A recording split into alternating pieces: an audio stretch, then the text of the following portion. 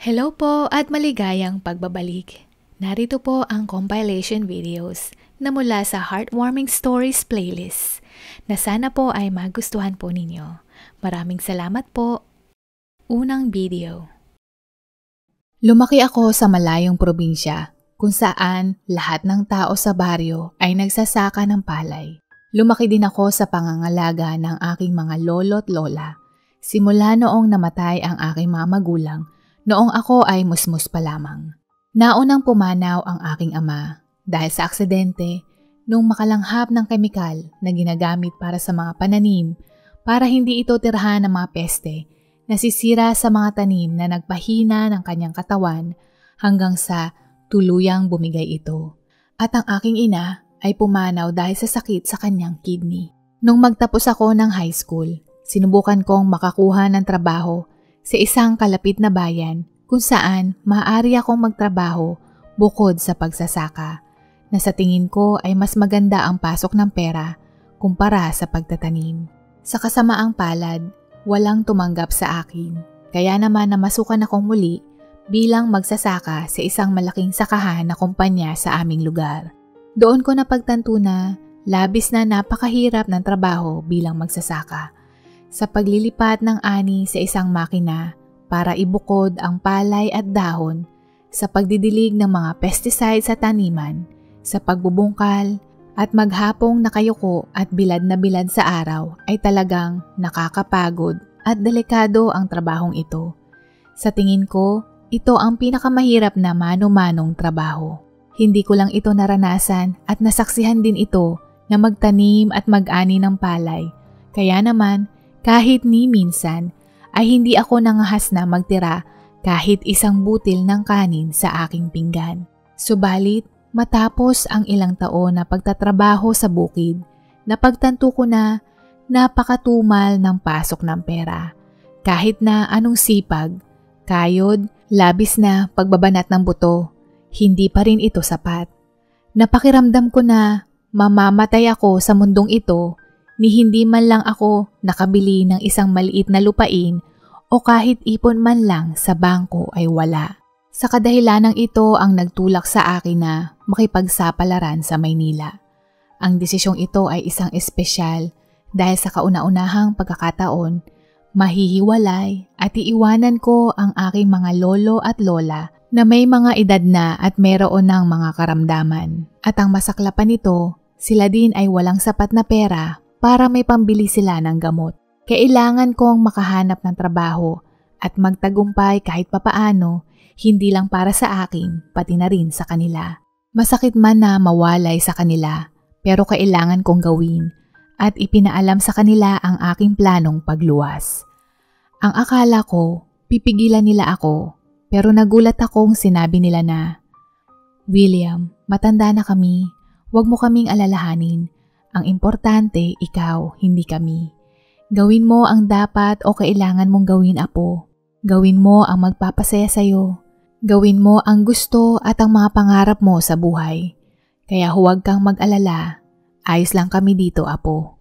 May ibinigay sila sa akin na pandagdag na panggastos na naipon nila bago ako lumuwas.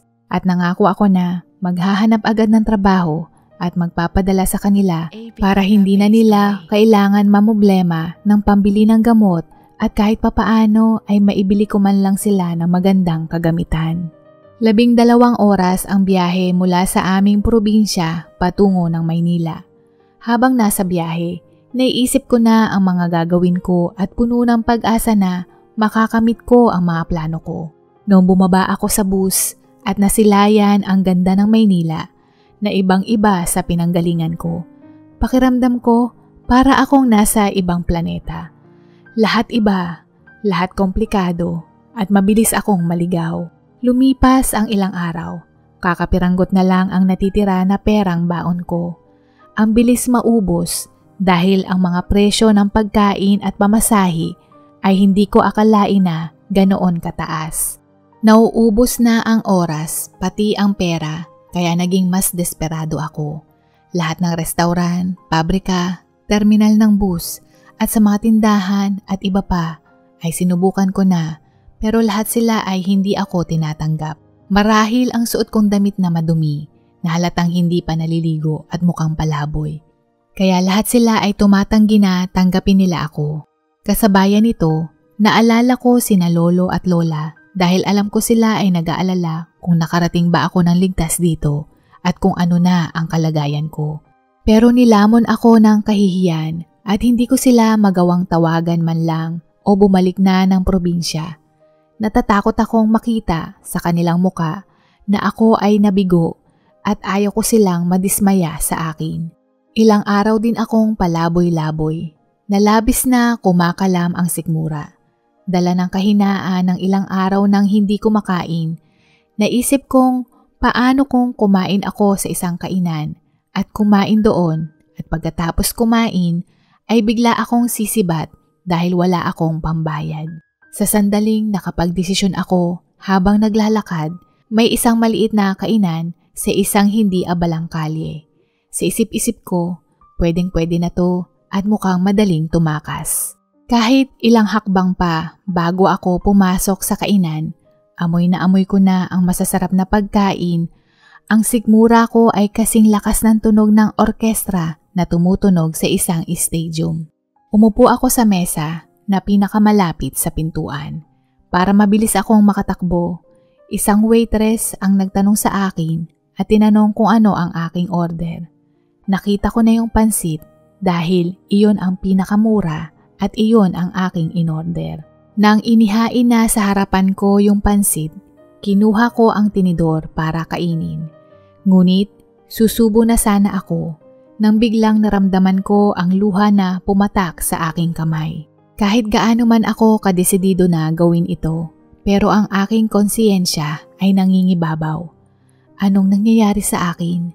Magnanakaw? Lumuwas ako para maghanap ng marangal na trabaho, hindi para magnakaw ng pansit o maging masamang tao. Hindi ako kailanman nagnakaw. Paano ako napunta sa ganitong sitwasyon? Bakit naging ganito ang buhay ko? Sa isip-isip ko, habang patuloy na umiiyak, hindi ko magawang kainin ang pansit at ang tanging nagawa ko lamang ay ang lumuha. May lumapit sa akin isang matandang lalaki. Nakalauna na nalaman kong siya pala ang may-ari ng kainan. Tinapik niya ang balikat ko at tinanong ako kung ano ang nangyari. Nung tumahan na ako, sinabi ko sa kanya ang lahat at humingi din ako ng paumanhin sa pagtatangkang nakawin ang pansit. Nakainin ito ngunit hindi magbabayad. Matapos kong sabihin ito, ako ay tumayo para magpaalam. Pero dahil sa labis na gutom, ako ay nahihilo at nanghihina at natumba. Tinulungan niya ako na umupo muli sa upuan. Umupo ka lang at kumain ka, iho, biglang sambit ng matandang may-ari. Pagkatapos ay inutusan pa niya yung waitress na maghain ng kanin at adobo na may kasama pang juice. Napatingin ako sa kanila ng may pagtataka at umiiling na marahil alam nila ang iniisip ko. Huwag kang mag-alala, hindi kita sisingilin na magbayad. Kumain ka na ha. Mag-usap tayo pagkatapos mong kumain. Maikli niyang sambit. Ilang minuto kong tinitigan ang mga pagkaing nasa harapan ko at hindi makapaniwala na totoong nangyayari ito. O hindi kaya baka sa dulo ng utak ko, baka pagbayarin nila ako, wala naman akong pera kahit piso. Sa tagal kong nakatitig, nawala na ata ng pasensya ang matanda at nung kukunin na niya ang plato para alisin sa mesa, bigla kong hinawakan ang kutsara at tinidor, huminga ng malalim at nagsimulang kumain.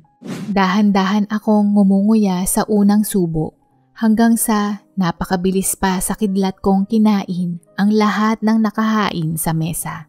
Nung matapos ako, busog na busog ako. Sa loob ng ilang linggo, para akong nakapag-recharge sa nanghihina kong katawan. Pagkatapos ay lumapit sa akin ang may-ari na may dalang mango juice. Nagsimula siyang makinig sa aking kwento. Mula kung paano ako naging ulila hanggang sa desisyon kong lumuwas ng Maynila. Nung matapos akong magkwento, tinanong niya ako kung ano ang susunod kong hakbang. Sumagot ako na dahil hindi rin ako pinala dito sa Maynila, babalik na lang ako ng probinsya. Wala naman akong pagpipilian. At sinabi ko din na kapag meron na akong trabahong muli sa probinsya, ay babayaran ko ang lahat ng pagkain na kinain ko ngayon. Hanggang sa meron siyang iminungkahi na hindi ko matanggihan.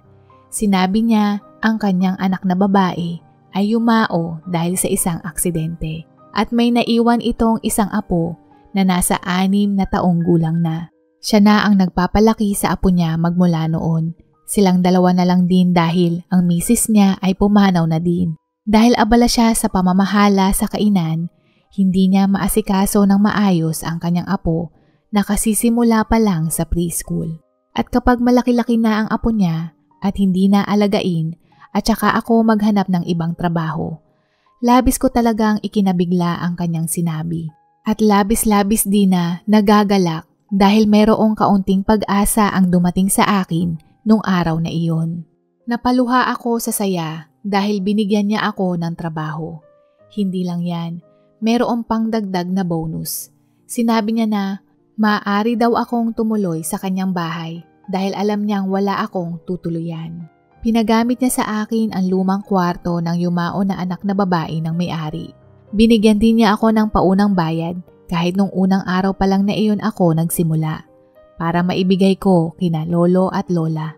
Para sa akin, hindi lang siya isang simpleng mabuting tao, bagkus busilak ang puso at matulungin sa kapwa, na parang isang anghel na pinadala ng Diyos sa akin. Simula noon, pinag-igihan ko pa ng mas mabuti kumpara sa trabaho ko noong nagsasaka pa ako. Ang tungkulin ko ay tagapangalaga ng kanyang apo na lalaki, katukatulong magbuhat ng mga sangkap sa kanyang kainan. Masaya din ako sa aking trabaho. Mabait din ang kanyang apo na si Jacob na tinuturuan ko din sa mga takdang aralin niya sa paaralan. Mabilis din kaming nagkasundo at natuwa ako nung tinawag niya akong tito. Na mabilis na napalapit ang loob namin sa isa't isa marahil kaming dalawa ay parehong lumaki sa aming lolo. Dahil may katandaan na din ang may-ari. Kapag tapos na ako sa tungkulin ko kay Jacob, pupunta ako sa kainan para doon naman magtrabaho na pwede kong gawin. Tulad ng maglinis ng mesa, maglampaso, maghugas ng pinggan at iba pa. Nung malaki-laki na si Jacob at hindi na alagain, tungkulin ko na lang ay tingnan ang kanyang takdang aralin at makipaglaro sa kanya. Kasabayan din ito, ipinakilala at inirekomenda din ako nung amo ko sa kaibigan niya na nagpaparenta ng mga upuan, mesa at iba pa na ginagamit sa mga events gaya ng kasal, kaarawan, binyag at iba pa. Ako ang naatasan na pamahalaan na kumpleto ang mga gamit na ipaparenta at ibabalik din ito na pareho din ang bilang at walang mga nasira. Hindi mahirap ang trabaho at mas maganda din ang aking kita. Mas lalong naging in-demand ang rentahan ng gamit dahil maraming mga kumpanya din ang nagdidiwang ng mga events, kaya maganda ang pasok ng kita sa negosyong ito. Labis-labis akong nagpapasalamat at handa na akong bumukod dahil hindi na ako masyadong kailangan ni Jacob at nahihiya na rin ako na makituloy sa kanila. Sobra-sobra na ang mga naitulong nila sa akin. Bago ako maghanap ng uupahan, nagpaalam na ako sa may-ari ng kainan tungkol sa aking balak. Pero laking gulat ko nung sinabi niyang maaari akong manatili sa kanilang bahay. Nagdesisyon akong manatili dahil gusto kong alagaan ang matandang may-ari lalo na kapag ito ay may sakit at para ko na rin silang tunay na pamilya. Kaya dinagdagan ko na lang ang ibinibigay ko sa aking mga lolo at lola dahil hindi naman ako umuupa. Nagpatuloy din akong mag-alaga kay Jacob at sa matandang lalaki na walang kapalit na bayad. At sinabing gusto kong suklian ang lahat ng kabutihan na ipinamalas nila sa akin noon. Ang bawat araw mula noon ay napuno ng hirap, pangungulila at saya. Sa kabila ng desisyong manatili sa kanila, batid ng may-ari na nangungulila ako sa aking mga lolo at lola. Iminungkahi niya na tumira din sila sa bahay niya. Pero ako na mismo ang tumanggi dahil nakakahiya. At sina lolo at lola ay tumanggi din dahil mas gusto nilang mamuhay at mamatay sa probinsya. Nagpasalamat pa din ako sa kanya dahil iniisip niya ako na siya naman nagpatunaw ng puso ko. Komportable na sila lolo at lola, nakakakain, nakabili ng gamot at mga gamit na kailangan nila. Nakapamasyal din sa Maynila at sila ay labis na tuwang-tuwa at kontento dito. Ang importante sa akin ay naranasan nila ang komportableng buhay kahit nasa huli ng kanilang mga taong natitira sa mundo. At syempre, ang lahat ng ito ay naging posible dahil sa tulong sa akin nung may-ari ng kainan. Maraming taon na ang lumipas mula noon. Ako ay kontento at ang trabaho ko sa rental company ay perpekto para sa akin. Nagpatuloy ako at sinisigurado ko na pulido ang lahat, walang kulang, walang aberya at laging nasa oras. Nakilala at ikinasal ako sa assistant cook nung kainan ng matandang may-ari na siya rin ang nagluto nung pansit nung araw na pumasok ako sa restaurant na iyon. Nung ikinasal ako, yung matandang may-ari ang tumayong tatay ko sa kasal at kamag-anak ko dahil yumao na sinan lolo at lola bago pa man ako ikasal.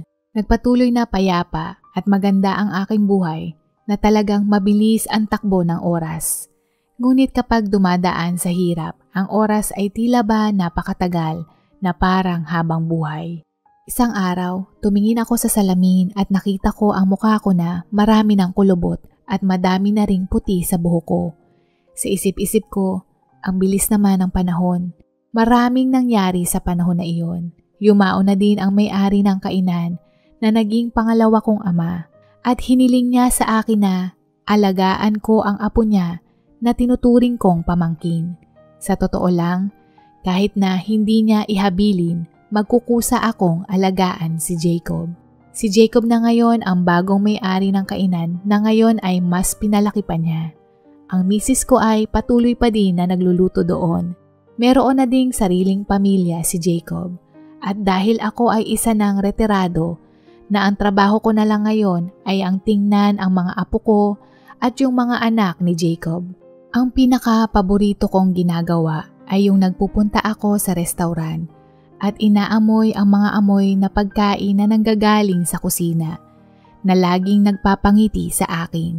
Nilulutuan din ako ng asawa ko ng pansit sa tuwing nagpupunta ako sa restaurant na siyang pinagsimula ng lahat. Magpasa hanggang ngayon, pansit pa din ang pinakamura sa menu at pinakamalinamnam. Pangalawang video. Marilyn, matagal kong pinag-isipan yung sinabi mo. Pumapayag ako.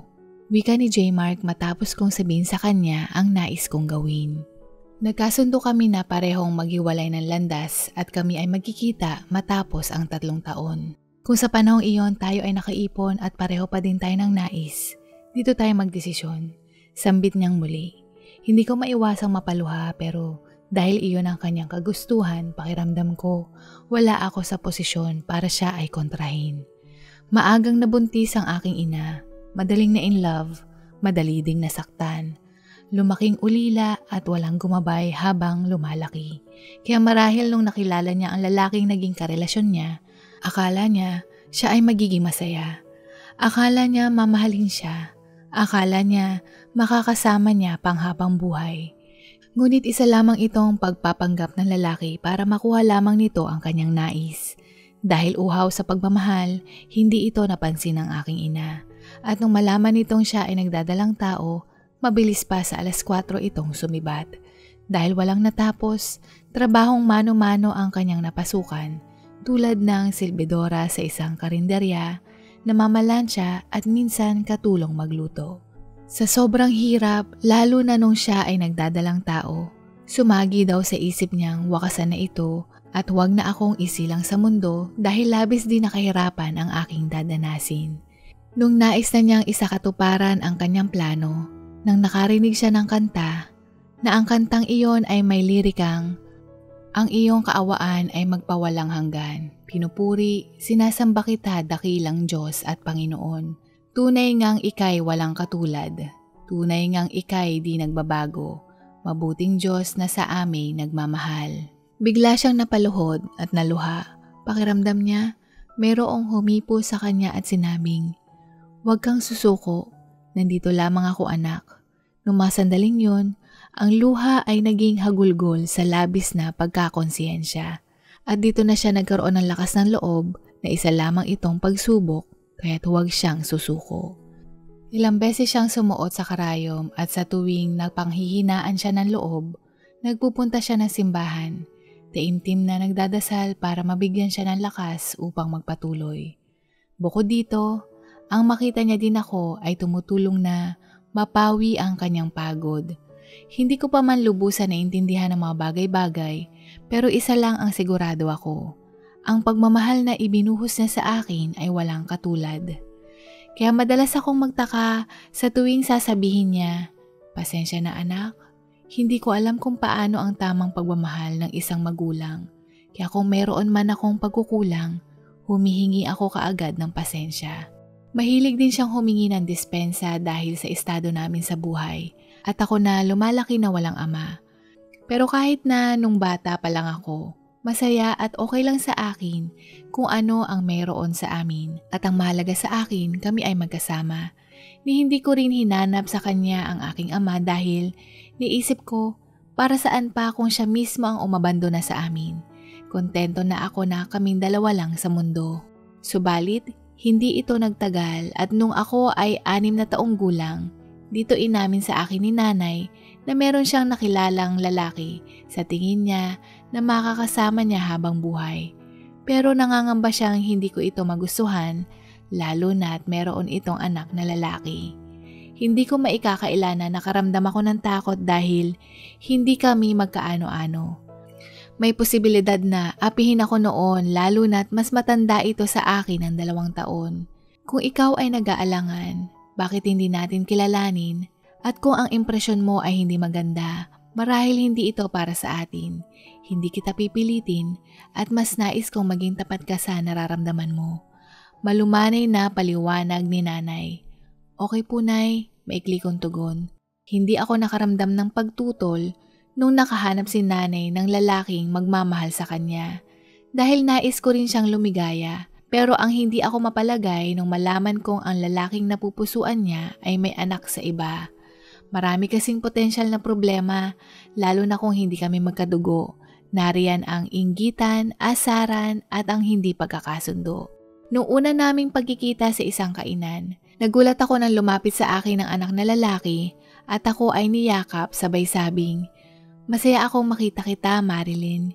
Ako nga pala si J. Mark. Pwede mo akong tawaging Kuya JM." Sa hindi ko maipaliwanag na dahilan, ang gaan ng loob ko sa kanya. Yung mga agam-agam ko at pag-aalala biglang naglaho nung mga sandaling iyon. Maging ang ama nito ay mabait din kaya naman hindi ako nahirapan kumbinsihin ni nanay. Nalaman ko ding byudo ito at sa tagal ng panahon, ngayon lamang niya muling binuksan ang kanyang puso. Isa din pala siyang lumaki din sa ampunan. Pareha sila ni nanay ng nakaraan, kaya marahil madali silang nagkasundo. Si J. Mark ay 2 taong gulang pa lang noong maulila siya sa ina. Kung kaya't siya ay lumaking walang memorya sa kanyang ina at ako naman walang ama. Hindi man perpekto ang aming buhay pero kami ay masayang magkakasama. Kung noon ang kumikita lamang ay si nanay pero dahil sila ay magkasama at nagtutulungan, bahagyang gumaan ang gastusin. Sama-sama sa iisang bubong, palaging magkasabay kumain sa hapunan, namamasyal kami sa mall at kakain sa food court. Hilig din namin manood ng pelikula na madalas mag-rent noon ng bala ng DVD. Madalas namin kinakain na snack ay kropek at soda. Hindi nawawala ang aming banding na panonood ng pelikula kada Sabado ng gabi. Mahilig kaming manood ng action, comedy o paminsan-minsan drama. Kapag drama, palagi kong inihahanda ang sarili ko na hindi umiyak dahil sa oras na makita nila akong naging emosyonal o nadala ng palabas. Bigla-bigla na lang mangangantsaw si Kuya JM ng, "Eto na naman si Marilyn, iyakin." Tapos, sisenyas pa siyang umiiyak at gagayahin ang itsura ko. Kung minsan naman idinadaan ko na lang sa iyak ang pagkapikon at pagkadismaya ko sa kanya. "Tahan na anak." Malambing na sambit ni tatay kapag nakikita niya akong napipikon. Maliban doon, mabait naman si kuya. Sa paaralan kapag merong nang-aapi sa akin, siya ang tagapagtanggol ko. Sabay kaming dalawa palagi sa pagpasok at pag-uwi sa paaralan. Siya din ang nagtuturo sa akin ng takdang aralin. At kung minsan hindi ko maiwasang mainggit dahil may taglay siyang talino sa sipnayan. At hindi ko mapigilang makaramdam ng hiya kapag hindi ko kaagad nakuha o naunawaan ang paksa sa aking aralin. Mahalata din sa ekspresyon ng kanyang muka ang pagkadismaya, pero malaki ang kanyang pagpapasensya. Kung noon, kaming dalawa lamang ni nanay ang laging magkasama sa oras ng kaarawan, Pasko o kahit bagong taon, hindi ko akalain na mapapabilang pa kami sa isang pamilya.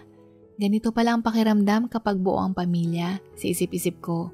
Dahil sa labis na kaligayahan, inaasahan ko ito ay panghabang buhay.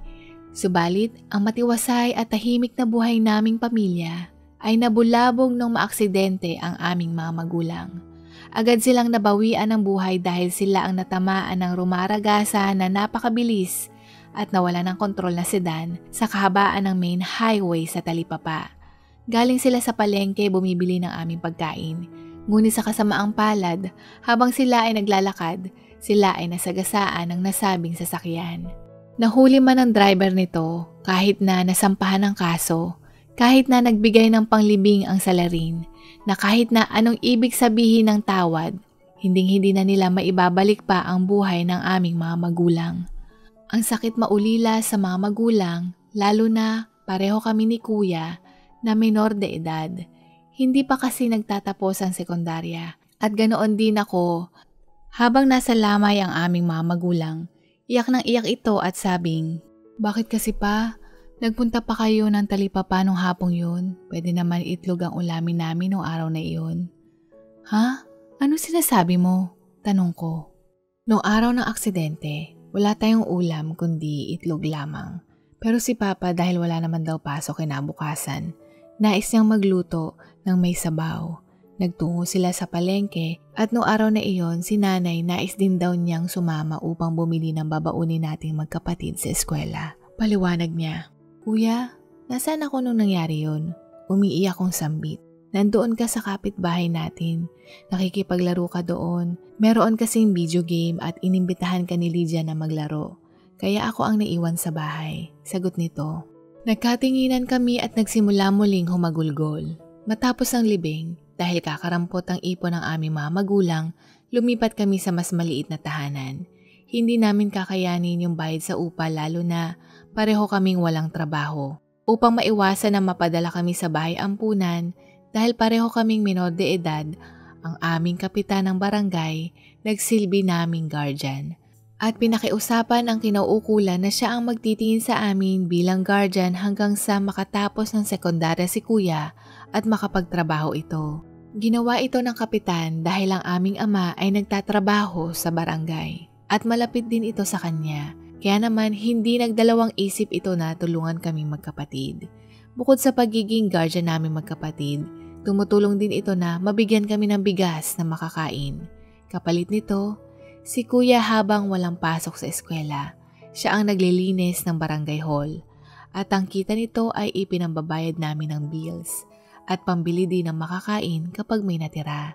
Nung makatapos si Kuya, nagsimula na itong magtrabaho bilang janitor sa City Hall na inirekomenda ng aming kapitan. Nung nagsimula si Kuya na magtrabaho, lahat ng gastusin siya na ang sumalo, maging pang-upa sa bahay. Sa liit ng kanyang sahod at mas malaki pa ang bayarin na kahit anong pagtitipid parang imposibleng gawin. Ngunit kailangan naming magpatuloy at hindi sumuko. Madalas mang magutom at kulang sa nutrisyon na kayanan namin ni Kuya hanggang sa ako ay makatapos din ng sekundarya. Subalit, kahit na nakapasok ako bilang tagabantay ng pwesto sa isang bigasan sa palengke, naisip namin kung magpapatuloy kami ng ganitong buhay na kahit anong pagsisikap namin, hindi kami uunlad, lalo na kung arawan at mano-manong trabaho ang aming gagawin. Napakahirap imahinahin na ganito lamang ang buhay namin, na parang sa tingin ko napapailing ang mga magulang ko kung ganito ang buhay namin. Walang ipon, walang natapos, pareho kaming talunan, lalo na wala kaming ibang maaasahan kundi kaming dalawa lang. Parehong lumaking ulila ang aming mga magulang, kaya wala kaming kamag-anak na mapupuntahan. Hanggang sa isang araw, "Marilyn, 20 anyos na ako, ganito pa din ang buhay natin. Walang pagbabago. Kailangan may gawin tayo sa buhay natin kundi Tatanda lamang tayong talunan. Hindi ko maatim na hanggang ganito lamang ang buhay natin. Wika ni JM. Nung nabanggit niya ito, dito ko na sinabi sa kanyang alok sa akin ng kapitbahay naming babae na nagtatrabaho sa bar. Sabi niya, mas malaki ang kita doon sa mga tip, lalo na kung nagustuhan ako ng customer, na ang tanging gagawin ko lang ay tabihan sila sa table at mas malaki pa kikitain ko dito kaysa sa pagbabantay sa bigasan. Nakita kong parang umitim ang kanyang aura, kaya naman sinigurado kong wala naman itong halong pagbebenta ng laman gaya ng iniisip niya. Simple lang nakakausapin ko ang mga ito habang ako ay nakaupo sa mesa. Matagal ko na itong naisabihin dahil alam kong hindi siya sasang-ayon dito. At kinumpirma nito ang duda ko nung nagsimula siyang mag-walkout nung sabihin ko sa kanya iyon. Sabi sa akin ng babaeng manager sa bar, meron akong taglay na ganda na tiyak na mabibenta sa mga suki doon. Ilang araw akong hindi inimik ni kuya at hindi ko maiwasang tuktukin ang sarili ko dahil iyon lamang ang paraan ang naisip ko. Hindi ko matiis na hindi niya ako imikin, kaya kinumpronta ko siya at nais na humingi ng tawad. Kuya, pasensya ka na. Kalimutan mo na ang sinabi ko. Makakahanap pa tayo ng ibang paraan, huwag ka magalit sa akin, pakiusap, sambit ko. Iyon ba ang iniisip mo? Nagkakamali ka, Marilyn. Tugon nito, hindi ko mawari ang kanyang ibig sabihin. Hindi ko kayang... Sabay huminga ng malalim at tumingin sa akin. Hindi ko kayang makita kang may katabing ibang mga lalaki. Hindi ko mapigilang magselos. Dagdag nito, selos? Tanong ko bigla. Oo, selos. Matagal ko nang inililihim ito na meron akong gusto sa'yo. At dahil ikaw ang nasa puso ko, nagagalit ako sa sarili ko dahil hindi ko man lang kayang bigyan ka ng magandang buhay. Malungkot nitong sambit. Noong mga sandaling iyon, hindi gulat ang aking naramdaman kundi biglang bilis ng tibok ng puso. Dito ko lang napagtanto, marahil ganito din ang nararamdaman ko. Pero hindi ko lamang ito ipinapahalata dahil sa dulo ng utak ko, kami ay magkapatid at mali sa ibang tao. Hindi mo kailangan sumagot at matagal kong pinag-isipan ang sinabi mo. Kung magpapatuloy tayo sa ganitong buhay, walang magbabago. Marahil ito pa ang pagsimula natin ng away. Marahil ito din ang simula ng ating paghiwalay. At ito ang ikinagagalit ko sa sarili ko dahil hindi ko man lang ikaw mabigyan ng magandang buhay. Mas lalo nang hindi ko matatanggap na walang gawin at hayaan kang magtrabaho sa bar na iyon. Ayaw kong iasal lahat ng kita sa'yo. Ako ang lalaki. Ako ang dapat sumalo nito. Wika niya. Ito lamang ang naisip kong paraan. Paano kung pareho tayong magtrabaho at bigyan natin ng palugit ang ating mga sarili ng 3 taon na magkahiwalay? Maaring magtrabaho ka sa nais mong pasukan at ako naman ay merong napasukang commercial fishing vessel pero dahil naglalayag, hindi ako kaagad makakabalik. May posibilidad na tumagal ng ilang taon bago ako makabalik. Maganda ang kita kaya nais ko itong subukan. Ang plano ko ay mag-ipon ng mag-ipon. Marahil sa pagkakataong iyon, mawawala ang galit ko sa sarili ko na kaya kong bigyan ka ng magandang buhay. Pinapangako ko na babalik ako at rerespetuhin ko ang desisyon mo kung hindi tayo pareho ng nararamdaman.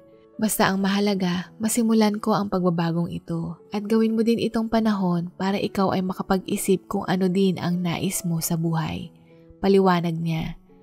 Hindi ko mapigilang umiyak dahil sa napakatagal ng panahon, ito ang unang beses naming magkakawalay. Kaya naman sumagot ako na, oo ako din. Igugugol ko ang panahon kong ito upang ako ay makapag-ipon at iintayin ang pagbabalik mo. At sa oras na pagbalik mo, pwede nating pagsamahin ang perang naipon at doon na lang tayong magdesisyon. Mag-iintay ako sa pagbabalik mo, pangako. Salamat. Babalik ako sa araw ng kaarawan mo. Maigsi nitong tugon. Matapos ang pag-uusap na iyon, napakabigat ng damdamin ko. Parang hiniwa ng isang malaking espada ang puso ko at nagsimula itong dumugo. Hindi lang iyan, ilang araw lang matapos ang pag-uusap naming iyon, siya ay lumisan. Unang linggo niyang umalis, sinubukan kong tawagan ang kanyang numero pero hindi ko ito makontak. Hindi ko alam kung saan siya hagilapin. Sumagi sa isip ko na nagalit siya dahil naisip ko ang ganoong klase ng trabaho. na isa lamang niyang paraan ang lumayo dahil hindi niya matanggap na makisalamuha ako sa mga lalaki na maging pariwara ang buhay ko. Ngunit sa kabila nito, isinantabi ko ang mga negatibong komentong naiisip ko dahil baka ako lamang ang nag-iisip noon. Kaya nagdesisyon akong intayin na lamang siya. Marahil kailangan niya lang ng panahon para makapag-isip. At upang hindi siya madismaya sa akin, tutuparin ko ang pangako ko sa kanya. Pinili ko pa ding magtrabaho sa bar ng 6 na buwan pero hindi ko hinayaang babuyin ang sarili ko. Pumasok ako bilang waitress. Hindi ako umupo sa table ng mga customer. Na kahit waitress, nakakatanggap din ako minsan ng tip at nakatulong upang ako ay nakaipon para ako ay makapag-aral sa TESDA ng cookery course. Dahil ang training ay buong araw, hindi ako makakapagtrabaho at ang naipon kong pera ang ginamit para sa pamasahe, pambayad ng kuryente, pangkain at pambili ng mga kailangan kong gamit. Nakatulong din makatipid nung nangupahan ako ng bed space sa kapitbahay namin na nagpasok sa akin sa bar, na ang nasabing babaeng iyon ay naging malapit kong kaibigan at tagapagtanggol ko kapag may mga bastos na customer doon. Maniwala man kayo sa hindi, iningatan ko ang sarili ko dahil ayaw kong bumaba ang tingin sa akin ni JM. Sa paglipas ng panahon, dito ko din napagtanto na mahigit din pala sa kapatid ang pagtingin ko kay kuya. Dahil kung kailan siya nawala, doon ko lamang natuklasan na mahal ko siya, na pareho kami ng nararamdaman. Dahil nangako siya na babalik siya, dito ko aaminin ang nararamdaman ko at sana pagbalik niya ay walang magbago. Hindi naman kami totoong magkapatid sa dugo o sa papel dahil ang mga magulang namin ay hindi naman nagpakasal. Kaya sa tingin ko, wala ako dapat na ikailang. Gaya ni nanay, maging ako palagi akong nagpupunta ng simbahan upang magdasal para sa kaligtasan niya, para makabalik siya para sa aming kinabukasan. Nung makatapos ako sa kursong iyon, nakapasok ako bilang assistant chef sa isang medyo may kalakihang restaurant. Mas maganda ang pasahod at meron ding kalakip na mga benepisyo. Dahil nakakaluwag na ng kaunti, bumalik ako sa dati naming tirahan at muli kong inupahan ito. Dahil alam ko kung babalik si JM, dito at dito siya pupunta at ayaw kong isipin niya na umalis ako at hindi ko siya inintay. At dumating ang 3 taong pag-iintay. Sinubukan kong tawagan ang kanyang cellphone ngunit ganoon pa din, hindi pa din ito gumagana. Sabi niya sa araw ng kaarawan ko, siya ay babalik kaya naman ako ay naghanda. Umaga pa lang aligaga na ako sa kusina, naglilinis at nag-aayos sa mga pagkaing inihain ko. Ngunit matapos nung araw na iyon, hindi siya dumating. Makalipas ang 1 buwan, hindi pa din siya dumating. Hanggang sa umabot na muli ng taon, walang bakas kahit anino niya. Hindi ko mapigilang mawala ng pag-asa at kasabayan nito, nag-aalala ako dahil baka meron ang nangyaring masama sa kanya.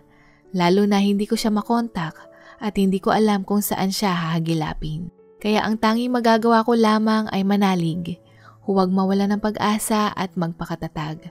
At isinubsob ko ang aking oras sa pagtatrabaho at hindi ko na namalayan, 2 taon na muli ang lumipas. Hanggang isang araw, tinawagan ako ng manager ko nung araw na off ko dahil yung isa ko daw nakatrabaho ay hindi pumasok. Pagdating ko doon, pinagluto kaagad ako ng steak at maya-maya pa, ipinatawag ako ng manager ko dahil meron daw customer na nais akong makita. Kinabahan ako, baka nagkamali ako ng luto. Baka magrereklamo yung nasabing customer at nanginginig akong lumabas. Nakita ko ang isang customer na nakasuot ng sombrerong itim at nakayuko ito. "Sir, eto na po yung assistant chef na nagluto ng steak nyo." Sambit ng manager at saka umalis. Hindi ko mapigilan na mapatingin sa manager ko dahil iniisip ko, hala, lagot ako neto. Umalis yung manager ko, hindi magandang senyalis to. Saan ba ako nagkamali? Hindi ba tama ang pagkakaluto ko ng steak na in-order niya? Lord, please, wag po sana akong masisante. Tumango lamang ang lalaki nakasombrero habang ako ay nakatayo doon at nananalangin. Maya-maya pa, nagsalita ang lalaki. "Salamat sa pagluto mo ng steak," sambit nito. Hindi ako maaaring magkamali. Kilala ko ang boses na iyon sa isip-isip ko at yung kamay ko biglang tinanggal yung sombrero ng lalaki at pagtingin ko si Kuya JM. Napanganga at lumaki ang aking mga mata. Naghahalong gulat at kapanatagan dahil alam kong ligtas siya. Gulat dahil hindi ko inaasahan na alam niya kung saan ako nagtatrabaho. Hindi ko mapigilang mapaluha at pinilit ko pa din kumalma para hindi ako gumawa ng eksena. Kuya, bumalik ka. Tinupad mo ang pangako mo. Sambit ko na malumanay habang nakatayo pa din ako. Yumuko siya at nagsalita. Pasensya na. Late ako sa usapan natin.